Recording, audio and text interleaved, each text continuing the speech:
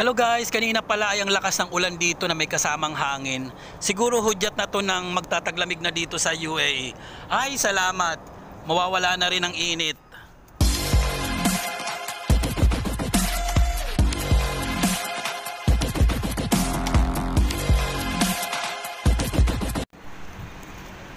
Ayun, ito pala ang bumugad sa akin sa labas, baha. Ayan. Nako, nahirapan ako tumawid. Basang-basa talaga ang daanan. Nakakatakot kasi madulas. So ayan, kailangan ko maghanap pa ng medyo mababaw na area dito kasi eto ritong banda sa may Abdul Nasser, baha papunta rito sa may Americana. Itong naman yung likod lang dito na sa may Sawas.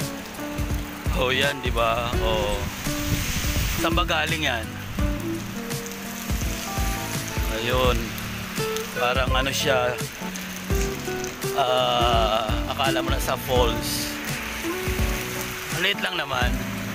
Parang yung niya, yung pinaka-alulod niya, pinaka-gutter, nandun yung tubig. So, ayan. Lumalawa yung tubig niya.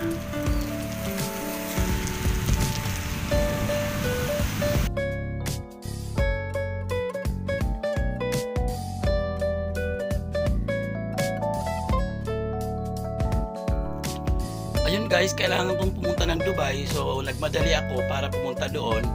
At ito ang nasaksihan ko. Ay grabe, mas lalo akong as in grabe sa baha. Sobra pang lakas ng ulan talaga. Kumukulog, kumukulog kidlat pa.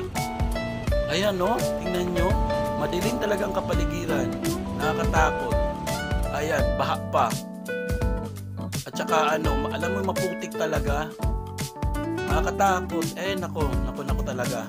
Sabi ko nga, mabuti pa hindi na lang ako natuloy.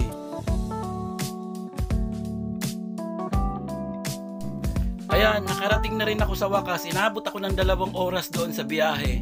Grabe. As in talaga. Kasi nga, sobrang traffic. Ang hirap magbiyahe. Sana hindi na lang ako natuloy kanina. Mabuti naman ngayon dito sa Sharjah, ito lang yung sitwasyon, medyo matubig pero hindi naman ganun kalalim. So mas okay siya kaysa doon sa Dubai. Kasi matindi talaga doon.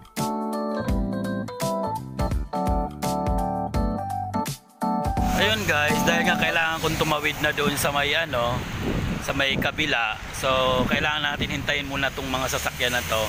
So may isa pang sasakyan. Ngayon ang gagawin natin ay ayun, wala na. Tawid ako. Yun nga lang. Hala. Naku po.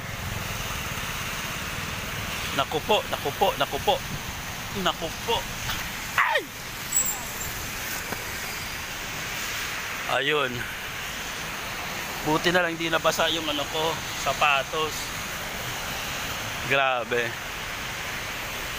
Mali naman kasi ang inanuhan ko tinawiran ko May mga area naman na walang tubig Kaya lang kasi dito may mga sasakyan, paano tayo makatawid nito. Ayan guys, eto rito wala ng tubig.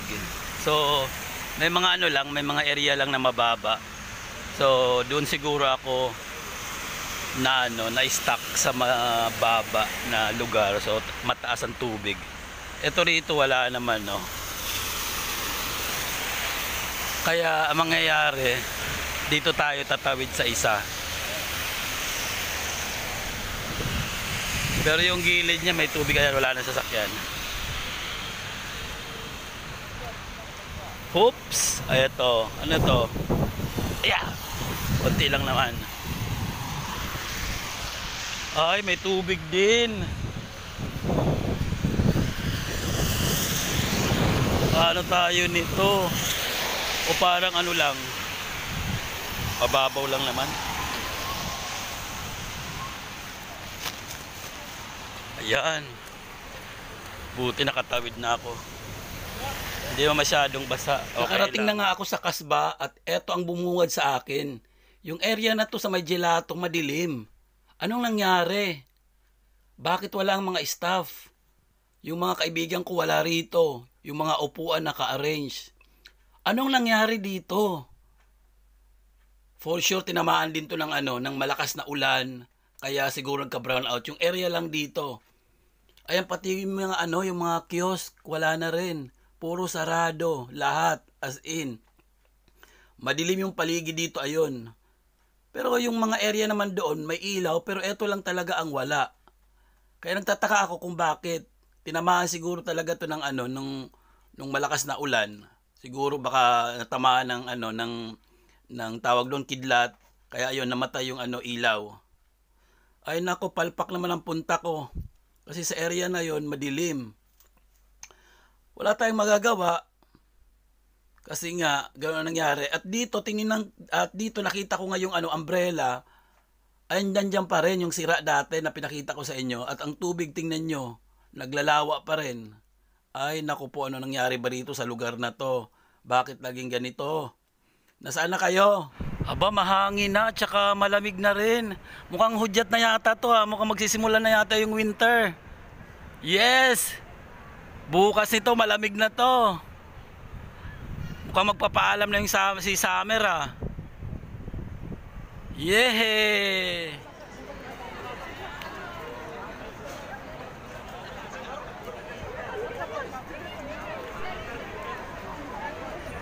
Uupo sana ako dito sa long bench, kaya lang, naku, punong-puno naman ng tubig. Ano ba to? Ayan, ang ginawa ko, umalis na lang ako dyan kasi nga, punong-puno ng tubig. Ang hirap umupo. So ngayon, lumipat ako dun sa may kabila. Ganun din ang nangyari. Eto rin, punong-puno rin ng tubig.